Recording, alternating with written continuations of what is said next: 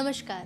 आज आशीष ऑफ भोपाल के नवदीप कम्युनिकेशन के यूट्यूब चैनल पर आपका स्वागत है और आज हम हैं भोपाल के arch bishop most reverend AAS दुरईराज जी के साथ और बात कर रहे हैं समाज के कुछ ज्वलंत विषयों पर और उनके जीवन के बारे में। सबसे पहले मैं आपसे एक प्रश्न पूछना चाह रहा हूँ, क्योंकि आपने 27 तारीख को जब यहाँ से ओथ ली थी, मीडिया साहब रूबरू भी हुए थे, तो अब लोगों के मन में आपके कहाँ आपका जन्म हुआ, आपकी पारिवारिक पृष्ठभूमि क्या है, और इसी के अंदर एक सवाल आता है कि आप इसमें कैसे आए। तो कोई बाई बर्थ तो फादर होता नहीं, तो कैसे यह हुआ और क्या परिवार के से प्रोत्साहित हो गया आपने ये किया, ये आपके अंदर स्वयं एक ऊर्जा जगी कि मुझे प्रभु यीशु के लिए ये कार्य करना। मेरा जन्म मदुरई शहर में हुआ था। एक ऐसे ईसाई परिवार में मेरे माता पिता, उनके माता पिता ये सब ईसाई है और ऐसे धार्मिक ईसाई परवरिश में बड़े हुए मेरे लिए भी इस प्रकार हमारे परिवार में हमारे रिश्तेदार कई लोग फादर्स भी हैं, इसलिए जब वे छुट्टी पर आते थे तो मैंने उनको देखा और उनकी सेवा कार्यों के बारे में बहुत इंटरेस्टेड हो गया। इसलिए मिशनरी बनने का, सेवा करने का, फादर बनने का उत्साह अपने परिवार में ही। मेरे माता पिता दोनों टीचर्स है, इसलिए ऐसे शिक्षा क्षेत्र में ही मैं आगे बढ़ा और मेरे परिवार में मैं सबसे बड़ा हूँ। पहला पुत्र है, तो मैं और 2 भाई है और 1 बहन है। अभी इससे पहले आप खंडवा के बिशप रहे। खंडवा में कई ऐसे काम होंगे जो आपने उल्लेखनीय कार्य किए, जो आपने किए, और कुछ कार्य ऐसे हुए होंगे जो आपको लगा कि अभी शायद ये कार्य में होता तो और पूरा कर लेता। तो वहाँ के कुछ ऐसे अचीवमेंट जो आपने ऐसा आपके कार्यकाल के दौरान ऐसा कुछ लगा अचीवमेंट रहे, और ऐसे काम जिन कामों के प्रति आप अभी भी सोचते हैं कि वो कार्य शायद मैं पूर्ण कर पाता, तो उसके बारे में कुछ जाना।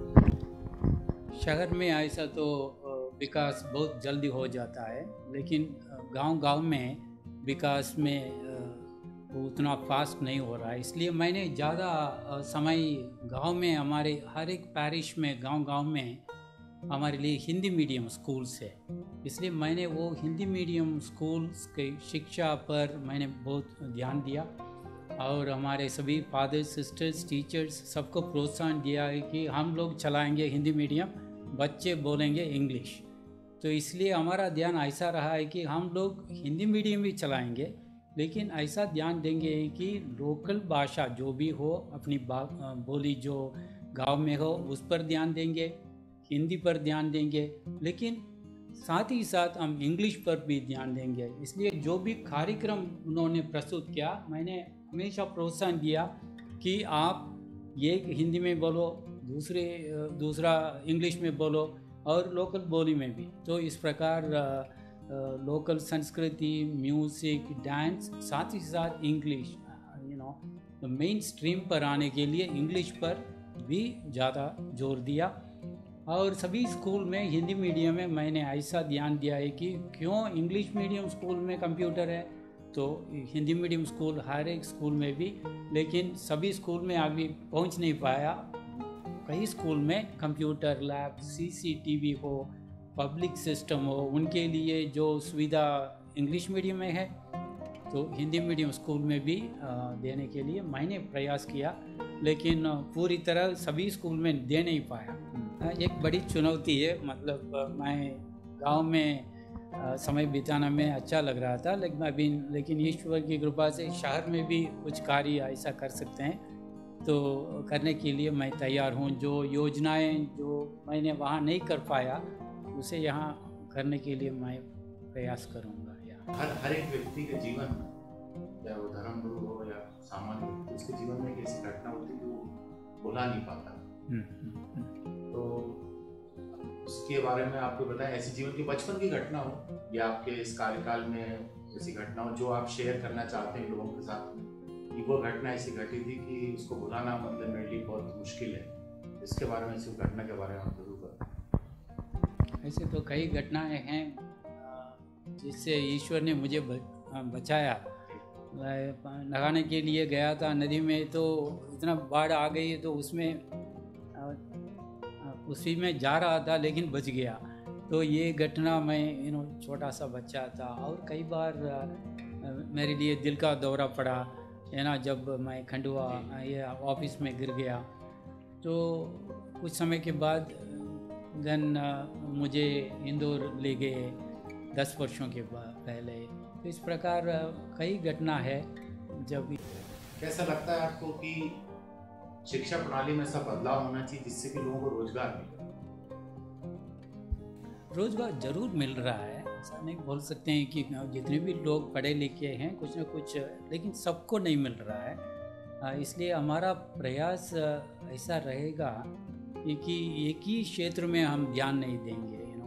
कई क्षेत्र है, शिक्षा में भी कई क्षेत्र है, उन सभी क्षेत्र में हमारे युवक युवतियों को हम मार्गदर्शन देंगे करियर काउंसलिंग के द्वारा, या कई अपॉर्चुनिटीज़। नहीं तो कुछ लोग सिर्फ इंफॉर्मेशन एंड टेक्नोलॉजी में ध्यान देते रहते हैं। कई कल्चर है, म्यूज़िक है, डांस है, और एग्रीकल्चर है। इसलिए मैं एक प्रोजेक्ट तो कई बार स्टार्ट करने के लिए कोशिश किया। खंडवा में एको एजुकेशनल पार्क स्टार्ट करेंगे जिसमें सोलर एनर्जी हो, विंड एनर्जी हो, और हाइड्रो पावर हो, और एग्रीकल्चर हो, कई प्रकार के, तो ताकि बच्चे जो स्टडी कर रहे हैं वे आकर ऐसे एनवायरनमेंट को प्रोटेक्शन करना है। आपकी क्या हॉबीज? हाँ, म्यूज़िक है। मैं जब जवान था वो सब बजाते थे, कीबोर्ड बजाते थे, गिटार बजाते थे। म्यूज़िक तो सिंगिंग, प्रार्थना, भजन, कीर्तन, या इस प्रकार। या कभी कभी अभी काफ़ी समय हो गया। या मैं तो हिंदी ज़्यादातर उस समय जब हम लोग पुणे में स्टडी कर रहे थे, वो ब्लैक एंड वाइट मूवी थे, चित्रहार, छाया गीत, सब आपको। अभी तो ज़माना बदल गया, अभी रंग बिरंग टीवी है, LED है। आज आप जब कभी आपका मन उदास होता है, हर व्यक्ति के मन में कभी उदासी आती है, तो ऐसा आपका कोई दोस्त, हम ये नहीं पूछना चाह रहे हैं कि कौन लेकिन हम ये पूछना चाह रहे हैं कि ऐसे कोई आपके दोस्त होंगे, मित्र होंगे जिनको आप अपनी पर्सनल चीज़ें शेयर करते हैं, ऐसे हैं? जरूर कई है मेरे ग्रुप में। जितने हम लोग 25 लोग फादर बने एक ग्रुप के, अपने संस्था के। तो अभी भी 5 साल में एक बार हम मिलते रहते हैं। अभी व्हाट्सएप ग्रुप के कारण हम संपर्क में है। ये तो साउथ कोरिया में है, कोई अफ्रीका में है, अपने प्रदेश के कोने कोने में है, अलग अलग फादर्स। लेकिन व्हाट्सएप ग्रुप के द्वारा कोई बीमार हो गया, मेरे लिए प्रार्थना करो, कुछ हम बातें कर सकते हैं, शेयर कर सकते हैं। या धर्म गुरुओं की भूमिका बड़ी महत्वपूर्ण हो गई है इस देश में, और धर्म गुरुओं की जो भूमिका है वो समाज की संरचना में बड़ा उसका महत्वपूर्ण स्थान है। देश में बड़ा महत्वपूर्ण स्थान है, देश की कल्याण में। तो आपको क्या लगता है कि धर्म गुरुओं की क्या भूमिका होनी चाहिए देश के विकास के लिए और समाज की विकास के लिए? सबसे पहले तो साथ मिलकर अपने लोगों के साथ प्रार्थना करना है, भक्ति को बढ़ावा देंगे, और अपने अपने पवित्र ग्रंथ में जो है हमारे लिए तो प्रभु यीशु गुरुवर, उनके पद चिन्हों पर, जिस मार्ग पर उन्होंने हमें बताया सेवा कार्य करने के लिए, इसके लिए हम अवसर ढूंढेंगे। जब भी ऐसे कोरोना काल में भी हम देख रहे हैं कि किस प्रकार हम अपनी संस्था और दूसरे संस्थाओं के साथ सेवा करने के लिए ज़रूरतमंदों की सेवा में। कोरोना महामारी पूरे विश्व में विकराल रूप धारण कर चुकी है, और अभी 2 लहर आ गई, तीसरी लहर भी आ गई। अब उससे एक आम आदमी में एक डर का माहौल है। डर का माहौल ये है कि पिछली बार कोरोना महामारी फैली थी तो वेंटिलेटर, ऑक्सीजन, बड़ी त्राही होना चाहिए, और बड़ा सेटबैक भी हुआ कई कंट्रीज में, और लोग अवसाद में जा रहे हैं, डिप्रेशन में जा रहे हैं। तो आपका क्या संदेश है मानव जाति को, सभी लोगों को, कि इस बीमारी से घबराएं नहीं लोग, और डर के वही है, हम ईश्वर पर भरोसा रखते हुए और सावधानी से जो भी सरकार की ओर से SOP स्टैंडर्ड ऑपरेटिंग प्रोसीजर्स दिया है उस पर ध्यान देते हुए मास्क लगाना या दूर से बातें करना और टीका लगवाना, इस प्रकार जो भी है सरकार के साथ सहयोग प्रदान करते हुए अपने आप को सुरक्षित और दूसरों को भी सुरक्षित रखना अनिवार्य है। देश के जनप्रतिनिधि जनता के द्वारा चुना जाता है। हम उनको बोल सकते हैं कि MLA हैं, सांसद हैं। अब ये लोग हैं, इन लोगों को अभी आपने तो बहुत पुराने समय से राजनीति को देखा है, बहुत करीब से, शायद बहुत काफी समय से आप देखते हुए आ रहे हैं। सरकारें बदली, समय बदला, आप क्या बदलाव चाहते हैं? हमारी प्रार्थना है कि ईश्वर इन सबको अपनी सेवा कार्य पर ध्यान दें, क्योंकि पॉलिटिक्स एक ऐसी जगह है, लोग सब है ना, सभी लोग परेशान हो जाते हैं, उनके लिए सबके लिए बड़ी चुनौती है। तो मेरी प्रार्थना है कि, और मैं आग्रह करता हूँ कि हमारे जनप्रतिनिधि अपने लोगों की भलाई के लिए और सबका साथ, सबका विकास और सबकी सेवा में एकता को, भाईचारे को बढ़ावा देने के लिए और अपने संविधान को पालन करते हुए उस पर ध्यान देने की कृपा करें। आज जैसे भोपाल के समक्ष वर्तमान में क्या ऐसी चुनौतियां हैं और क्या ऐसी योजनाएं हैं जिसको लेकर आप आगे चलना चाहते हैं? मैं तो ये पर्यावरण पर हमारे संत पापा फ्रांसिस ने हमेशा जोर दिया, इसलिए हम चाहते हैं कि पर्यावरण पर ध्यान दें और एकता पर ध्यान दें, तो हम सब मिलकर शांतिपूर्वक रह सकते हैं। आज जैसे तो भोपाल की जो आने वाले प्रोजेक्ट्स हैं, जैसे कुछ ऐसे प्रोजेक्ट्स होते हैं जिस पे आप कार्य करने के इच्छुक हैं? हम लोग, हमारे लिए कई स्तर पर हम चर्चा करते हैं, फादर्स कमेटी सब रहता है, जो भी अपने लोगों की भलाई के लिए, शहर की उन्नति के लिए कुछ कार्य है, तो उस प्लेटफॉर्म में आ जाए तो हम चर्चा करते हुए उस पॉइंट्स को ध्यान में। अभी विगत दिनों का भी ऐसी घटनाएं घट रही हैं कि महिलाओं के ऊपर कानून बनते आ रहे हैं, महिलाओं को कानून बनते हैं, लेकिन कानून बनने के बाद भी महिलाओं के प्रति जो हिंसा हो, वो हिंसा पर वो कभी तक नहीं है।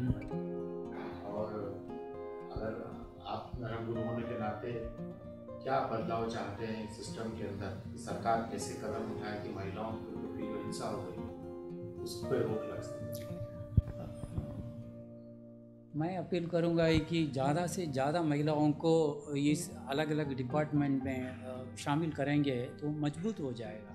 तो वही एक उपाय हो सकता है, one idea that more and more women should be employed in all these departments, then सुरक्षा देने में बहुत समर्थ हो जाएंगे। यहाँ हम जिस मुकाम को पा लेते हैं जी, जो भी मुकाम हमको जीवन में मिलता है, जो भी स्टेज मिलती है, तो आप क्या संतुष्ट हैं कि जो आपने अभी आपको जो मिला, ईश्वर ने जो दिया आपको, जो भी दिया आपको, उससे आप संतुष्ट हैं? आगे आपकी और भी अभी ऐसी कुछ है कि मैं अभी और कुछ भी सेवा अन्य क्षेत्रों में करना चाहता हूँ आज बिशप के अलावा? नहीं, जो दिया है बहुत दिया है ईश्वर ने, इससे तो मैं बहुत संतुष्ट हूँ। इससे मैंने कभी नहीं सोचा है कि मैं भोपाल आया था 87 में 1987 राउंड लगा के अभी 2022 में इधर हूँ, तो मैं ईश्वर को धन्यवाद देता हूँ। और जितने भी मेरे अधिकारीगण हैं, बड़े बड़े लोग हैं जिन्होंने मुझे दिया है, संत पापा फ्रांसिस और नुन्सियो। मिशनरीज शिक्षा के क्षेत्र में, स्वास्थ्य के क्षेत्र में अभूतपूर्व कार्य कर रही है देश में। आपको क्या लगता है कि इसमें इन दो फील्ड के अलावा भी ऐसी कौन सी क्षेत्र हैं जहाँ पर कि मिशनरीज को और कार्य करने की आवश्यकता है? हम लोग समाज सेवा में बहुत काम कर रहे हैं। या शिक्षा क्षेत्र में तो कई स्तर पर स्कूल, कॉलेजेस में बहुत काम कर रहे हैं। स्वास्थ्य क्षेत्र में हॉस्पिटल्स एंड समाज सेवा कार्य शहर और गांव में बहुत जोरदार सेवा कार्य कर रहे हैं। तो हम चाहते हैं कि स्कूल के माध्यम में, उसके द्वारा हम लोग समाज सेवा भी सिखाएं। और हमारे लिए बड़ी चुनौती है कि एकता और भाईचारा और संविधान के अनुसार जीने के लिए अपने इस शिक्षा क्षेत्र में ज़्यादा जोर दें। या अभी आपने कोरोना काल में जो ऑनलाइन क्लासेस चालू, ऑनलाइन क्लासेस होने की वजह से जो छोटे बच्चे उनका जो बाल अवस्था होती है, बचपन है, वो सब खो गया, उनका स्कूल का एनवायरनमेंट। तो अभी जो ऑनलाइन क्लासेस चल रही हैं वो जो कोरोना की वजह से चल रहा है, उसमें क्या मतलब वो आप कहाँ तक उचित मानते हैं कि वो ऐसे सुस्त बैठने के बजाय कम से कम बच्चे सीख रहे हैं, वो बहुत स्मार्ट हो रहे हैं इसको हैंडल करने में। जो अलग तरीके से ईश्वर चुनौती देता रहता है, तो हम देख रहे हैं। जब से आपने जीवन को संभाला, तो आपके जीवन में आपने उतार चढ़ाव देखे हैं या आपने अपनी लाइफ को बड़ा प्लेन महसूस किया है कि मेरे जीवन में कोई उतार चढ़ाव नहीं है? हर आदमी की जिंदगी में अलग नहीं, मेरे जीवन में भी उतार चढ़ाव सब आया था, लेकिन ये एक प्रकार हम लोग समर्पित लोग हैं, इसके लिए हमें हमेशा तैयार रहना चाहिए। और उतार चढ़ाव में जब खुशी, कभी गम, ये सब सामना करते हुए ईश्वर की सेवा में, लोगों की सेवा में आगे, तो हम खुशी से आगे बढ़ें या समर्पित रूप से। और ऐसा कोई संदेश जो आप यूट्यूब चैनल के माध्यम से लोगों तक पहुंचाना चाहते हैं, वो आप जरूर दें, ऐसा कोई संदेश दें जिससे कि लोग इंस्पायर हों। नहीं, हमारे जीवन तो ईश्वर का एक बहुत बड़ा वरदान है। तो जो भी चुनौतियां हमारे सामने आए, ये बीमारी के रूप में या ये कोरोना के रूप में, और कई चुनौतियां हैं, हम डटकर इसे सामना करें, क्योंकि हम ईश्वर पर भरोसा रखते हैं जो हमें इस सुंदर सुंदर दुनिया और जीवन दिया है। इसे दूसरों लोगों के जीवन में कुछ रोशनी ला सकते हैं, कुछ प्रोत्साहन दे सकते हैं, कुछ मदद कर सकते हैं, तो हम हमारी तरफ से सहायता और मदद देते रहें। आपने कितने देशों की यात्राएं की? कई देश है। मैं अमेरिका में 6 वर्ष पढ़ाई के लिए मास्टर्स और डॉक्टरेट किया। जर्मनी, ऑस्ट्रिया, पोर्चुगल, रोम और इधर ताइवान, इंडोनेशिया, ऐसे कई जगह देखने का मौका मिला मीटिंग के लिए। और अब अपने आप जब भोपाल में आए, भोपाल में आपने लंबा सफर गुजारा है, भोपाल शहर कैसा लगता है? हाँ, बढ़िया शहर है, वंडरफुल सिटी है, सिटी ऑफ लेक्स। बहुत सुंदर तरीके से शहर का विकास हो रहा है। ईश्वर को धन्यवाद और सबको बधाई। विशव स्वामी, हम आपका धन्यवाद करते हैं कि आपने अपना कीमती समय निकाल करके हमसे बातें की हैं। इसके लिए हम आपके बहुत बहुत आभारी हैं। Thank you so much. Thank you.